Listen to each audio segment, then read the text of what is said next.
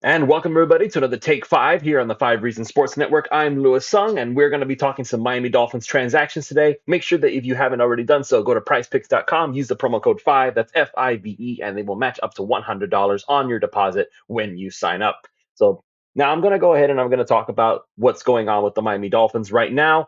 The biggest issue that I had when the offseason started, and we talked about this, I was gung ho talking about how the Miami Dolphins needed to bring back Christian Wilkins above anything else. He was the top priority for me, and unfortunately, he ended up going to the Las Vegas Raiders for a monumental deal.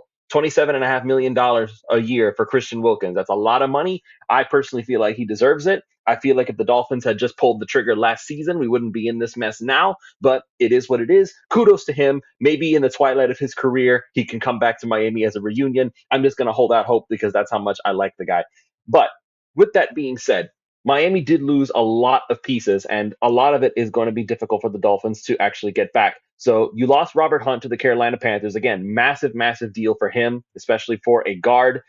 Brandon Jones, safety, went to the Denver Broncos. Andrew Van Ginkel went to the Minnesota Vikings. You lost Raekwon Davis in the Indianapolis Colts. And of course, they went ahead and released both Xavier Howard and Jerome Baker with failed physicals on top of that.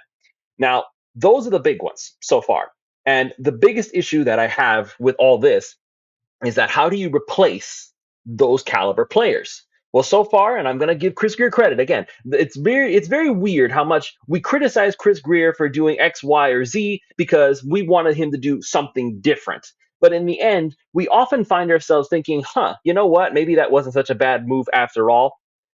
What Chris Grier has managed to do so far with the money that he's been able to attain from the restructures of Jalen Ramsey, we finally got to see what it was with the Teron Armstead deal. He ended up taking a pay cut, and we added on a signing bonus on there. So now his cap hit is a lot less than it would have been this year. So it's going to help us a lot in the future. There's some void years in there as well, but that's something that we can work on another time. The really impressive thing that the Dolphins went ahead and did. So you take a look at it very quickly. What was one of the missing pieces that many people were saying in Miami was that they were not able to get tight end production. So Durham Smythe and Julian Hill, as good as they are at blocking, they didn't really provide much as far as weapons. So one of the very first signings for Miami was Jonnu Smith from the Atlanta Falcons and also formerly of the New England Patriots. So both of those things right there, you're able to get more production out of tight end as a weapon. They also went ahead and another tight end. They signed Jody Fortson of the Kansas City Chiefs. Very high upside, a lot of potential there. Aaron Brewer from the Tennessee Titans. So he's a center.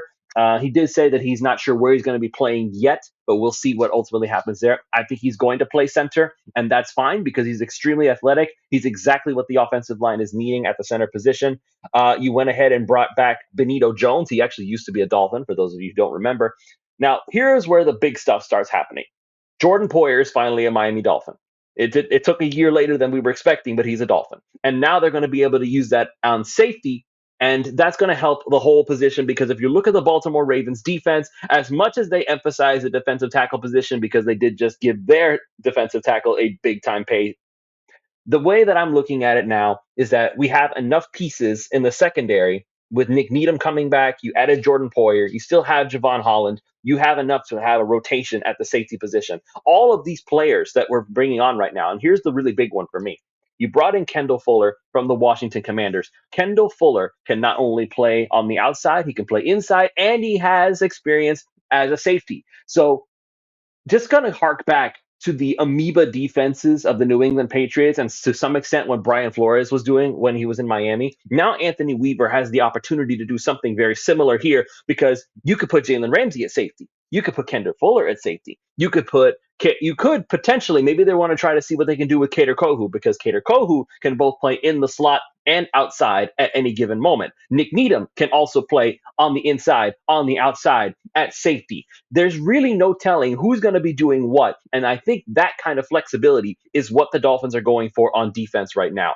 So all of these moves that Miami has done, and mind you, once again, most of these moves, the only moves that are on offense so far are Smith, Jody Fortson, and Aaron Brewer. Everything else has been on defense. So now you start to question, okay, so what exactly are the Dolphins planning here as far as the offense? Is that what's going to be looking at the draft? Are we going to be going for another wide receiver? I know that Chad Johnson is actually actively recruiting Michael Thomas, formerly of the New Orleans Saints, to come to Miami. So maybe we can see what he can do there. Jarvis Landry is out there still trying to prove that he's worth something. I don't know. I don't think that's going to happen. But at this point, if we're going to be looking at veterans trying to make a comeback for themselves, you might as well invite whoever they want to training camp and see what they have to offer.